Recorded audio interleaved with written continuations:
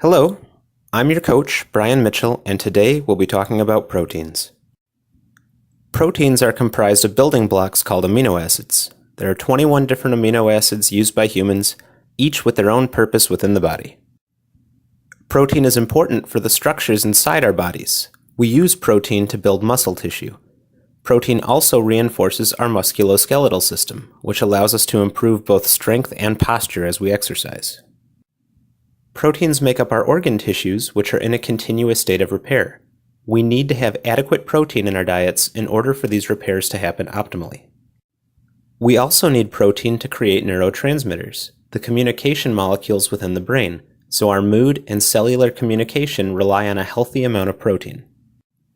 There are two main sources of proteins: animal-based protein and plant-based protein. Ideally, we should focus on meat because animal-based proteins contain all 21 of the amino acids that we need to function.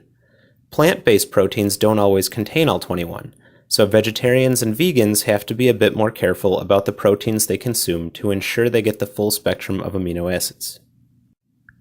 Protein plays a big role in weight loss. Eating protein helps retain our muscle tissue, which allows a good carbohydrate metabolic pathway to function. An extremely low-carb diet can result in a loss of muscle mass because if they need to, our bodies will create energy by breaking down protein.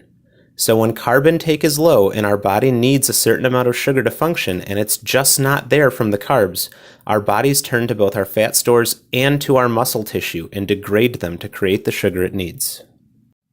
When the size of our muscle tissue decreases, our total daily energy requirement also decreases. Think about that for a second. Less carbs than your plan calls for will cause your body to get energy from sources like fat and muscle.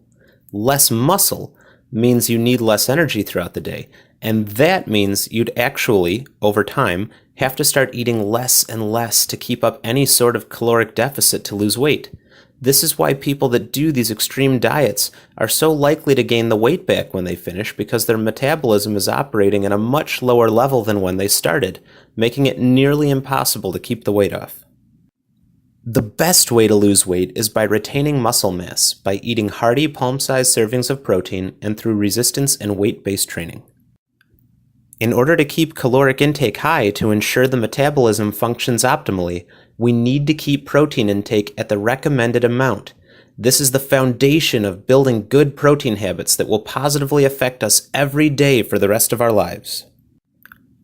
The program's guideline for protein intake is apportion both the size and thickness of the palm of your hand. There are, however, some exceptions to the rule, like eggs or yogurt. Optimal measurements for these items can be found in your rules of engagement.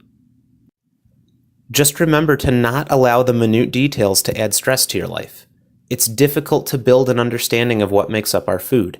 Conscious eating is a challenging mental exercise. That is why the plan was paired with such a convenient method of measuring. If you stick to your plan and measure from your hand, you're going to be okay. Think about it every meal and build the habit one day at a time. Here are some tips for healthy protein consumption. First, think outside the box in terms of your sources of protein. If you're making a soup, you can add tofu or lentils. If you're having a salad, you can add in eggs or use non-fat Greek yogurt for your dressing. Stir-fry seafood. The possibilities are many. Second, focus on the quality of the protein that you're eating. Aim for lean, hormone-free, grass-fed meat or poultry. For example, instead of chicken drumsticks and thighs, try breasts instead. In terms of seafood, get whitefish and shrimp, mainly because the toxins that are present in foods are likely found in the fattier portions of the meat. So by purchasing leaner meats, we're cutting out the fats and therefore the toxic burden. Third, even though non-fat Greek yogurt is delicious, avoid a high consumption of dairy. Aim for a maximum of 4 to 5 portions a week. This is because of the growth hormones that might carry down from the cow and be present in dairy products. Considering women already have a harder time than men hormonally, we want to do everything we can to optimize that hormonal balance, and dairy can be a negative influencing factor. Fourth, avoid processed proteins. Things like your prepackaged meatballs, sausages, burgers, etc. We can't know the quality of the proteins used to create these packages, nor can we know the detriment that the additional chemical ingredients will introduce to our systems. So always buy raw, single ingredient protein sources and eat good quality food. Get excited! Take massive action. Improve your protein consumption and get ready for the next module.